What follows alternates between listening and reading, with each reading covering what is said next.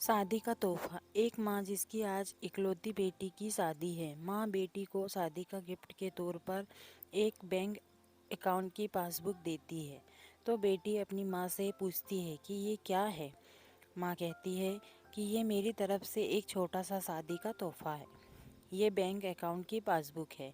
यह तुम्हारे जीवन के खुशी के लम्हों को संजोए रखेगी। आगे जब भी तुम दोनों की ज़िंदगी में कोई खुशी का मौका आए तो अपनी तरफ से इसमें कुछ पैसे जमा करना।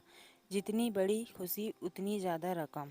और उसके आगे लिख भी देना कि आज ये खुशी का मौका है, इसलिए इतने पैसे जमा किए हैं। आज मेरी बेटी की शादी है तो मेरे लिए खुशी का दिन है। इसलिए मैंने भी इसमें 1,000 रुपये जमा करा दिए हैं और आगे डिस्क्रिप्शन में लिख भी दिया है कि आज मेरी बेटी की शादी है, इसलिए मैं 1,000 रुपये इसमें जमा करती हूँ। बेटी को अपनी माँ का दिया गिफ्ट बहुत प्यारा लगा। बेटी ने घर जाने के बाद जब यह बात अपने पति से की तो पति को भी यह चीज़ बहुत अच्छी लगी और कहने लगा कि ये तो बहुत अच्छा तरीका है अपने जीवन के खुशी के लम्हों को फिर से याद करने का। दोनों अब इंतज़ार कर रहे थे कि कब इसमें अगला जमा हो। दोनों नए नए बहाने ढूंढते थे पैसे जमा करने के। कभी कि आज हम बाहर खाना खाने गए इसलिए 300 रुपये। आज पहली बार शॉपिंग करने गए इसलिए 500 रुपये।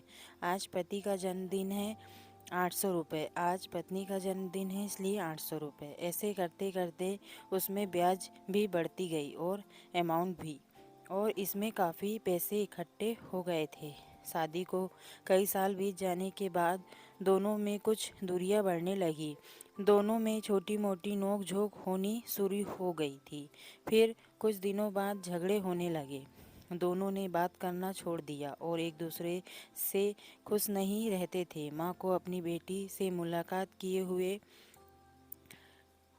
काफ़ी दिन हो चुके थे। तो एक दिन माँ अपनी बेटी से मिलने के लिए बेटी के घर गई तो बेटी कहने लगी कि माँ, मैं अब और इस शादी में आगे अपना जीवन नहीं गुजार सकती। पता नहीं मैंने इतने दिन इसके साथ कैसे गुजार दिए। अब मैं इस आदमी से तलाक चाहती हूँ। उधर पति भी कहने लगा कि मैं भी परेशान हो गया हूँ। इसमें साथ रहकर मैं भी जीना नहीं चाहता। तुम्हारे साथ मुझे भी तलाक चाहिए। माँ ने कहा, ठीक है, तुम दोनों अलग हो जाना, लेकिन याद है मैंने तुम्हारी शादी के दिन तोहफे में एक पासबुक दी थी। बेटी पासबुक निकाल कर लाई तो उसमें देखा कि उसमें बहुत पैसे जमा हैं। माँ ने कहा, जब शादी इतनी ही बुरी थी तो पहले अपनी शादी से जुड़ी कोई याद भी अपने पास नहीं रखनी चाहिए। पहले इसमें जमा रकम को खर्च करना होगा, फिर तुम तलाक ले सकते हो। दोनों ने कहा, ठीक है। और अगले ही दिन बेटी पासबुक लेकर बैंक जाती है। पैसे निकालने के लिए बैंक में पैसे निकालने वालों की लाइन में लगी थी तो बेटी की भी लाइन में खड़ी हो गई। अब खड़े हुए काफ़ी देर हो गई थी। बेटी ने खड़े खड़े ही पासबुक खोली और देखने लगी कि इसमें अब कब कब कितने पैसे जमा किए थे। बेटी देखते ही देखते उसे पता ही नहीं चला कि कब उसकी आंखें भर आई, अपने बीते लम्हों को याद करके जो उसने उसी पति के साथ बिताए थे जिसे वो आज तलाक देने चली थी। बेटी बिना पैसे निकाले वापस घर आ गई और अपने पति से कहने लगी कि ये मुझसे नहीं हो पाएगा।